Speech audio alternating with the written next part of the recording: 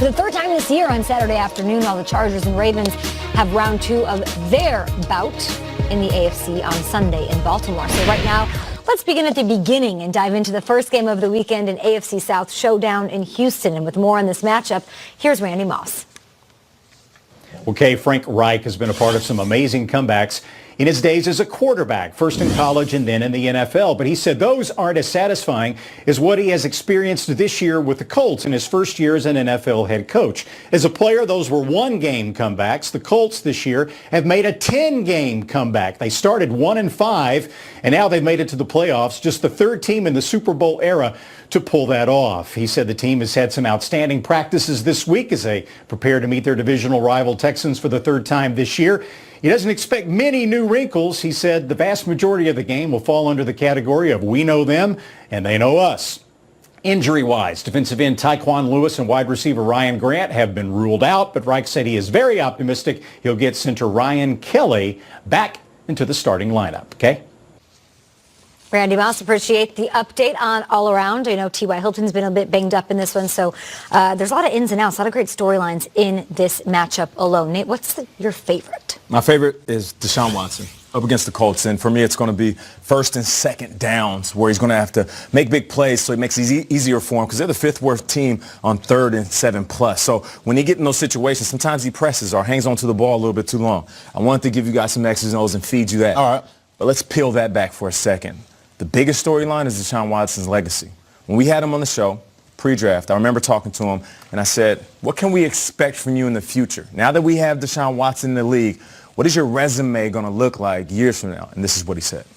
If Tone wins, this will be a 6, right? Yep. I want to be 7. Okay. Yeah. Whatever it takes. Whatever it takes to be the best, the greatest, and not just for myself, but for any athlete, and especially quarterback. If you don't want to chase the great, and like Tom Brady and be above him, then you're selling yourself short. So, I always put my mentality, with the best, and, Tom Brady's the best right now. So whatever I got to do to, get to that level at age 40,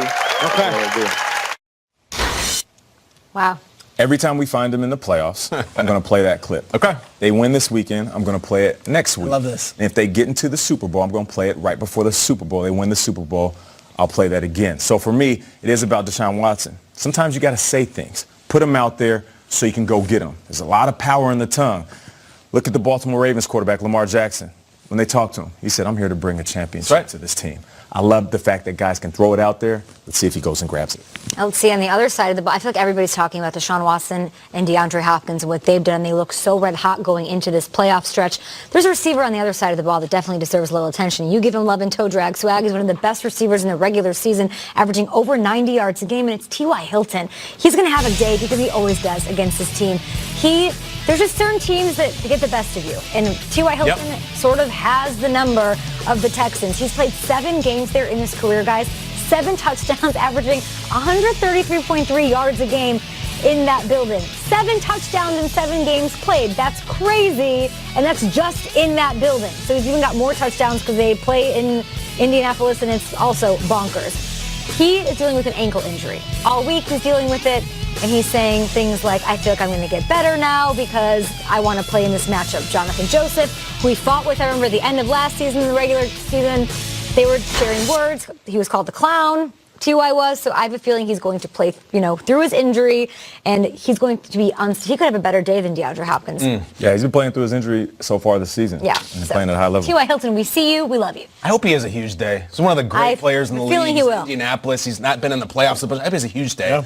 Yeah. Is it possible to be a household name in the NFL, an icon, to be one of the greatest defensive players we've ever seen, and still not get talked about? Because I think we've arrived that place with J.J. Watt right now. J.J. Watt, all he's done this year, he's like, look, I'm sorry, I'm not Aaron Donald. I'm not Khalil Mack. I only had 16 sacks and 11 wins, and I'm going to the playoffs. It's a fascinating thing that he's here right now because we've been together now for almost 3 years, and we've seen some really tough times for J.J. Watt. I remember the time, 2017, Kansas City, he gets hurt again. This is the 2nd straight season that J.J. Watt leaves the field. This is the last time we saw him. And I remember being here in the morning with you guys. We're like, is this the end for J.J. Watt? Now, maybe he'll be back.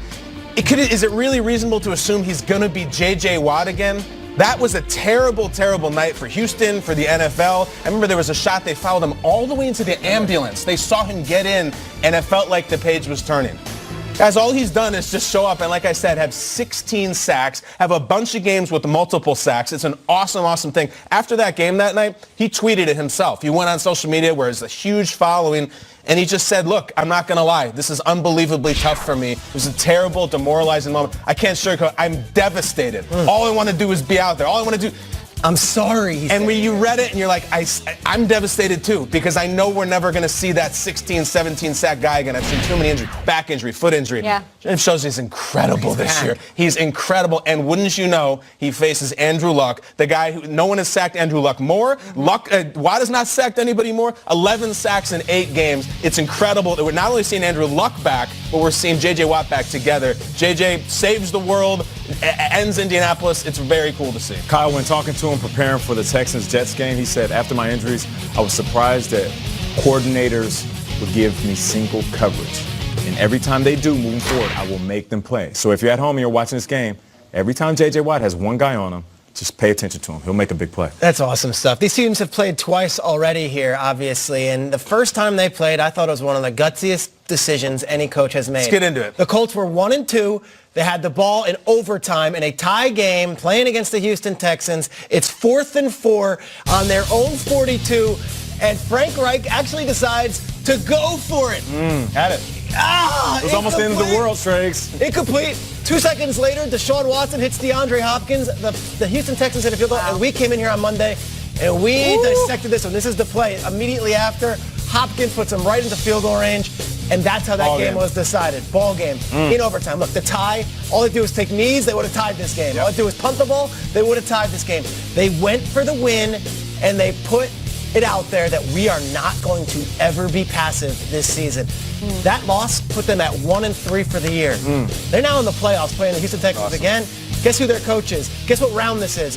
Wild Card Weekend. Fellas in the production booth, roll the tape. Frank Reich, Wild Card Weekend. Yeah! What do we got now?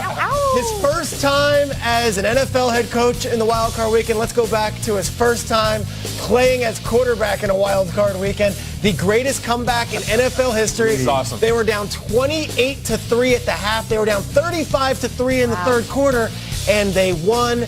Frank Reich has been here before. Last year with the Eagles, sure. How about 1992 with the Bills? I think it all comes back to week 4. He went for it. He proved to his players, I believe in you. And guess what? You see this highlight? You know that they believe in him. I love it. I think the Colts have a lot of cool stuff going on. Frank Reich might be the coolest of all. Coach of the Year is really tough this year. Loaded category. Loaded category. A lot of coaches in this round are candidates. How many coaches played in this moment, Trags? I believe in Don Beebe. Say hi to Will Selva out in the newsroom in LA this morning. Hey, Will, happy Friday. Happy Friday to you as well.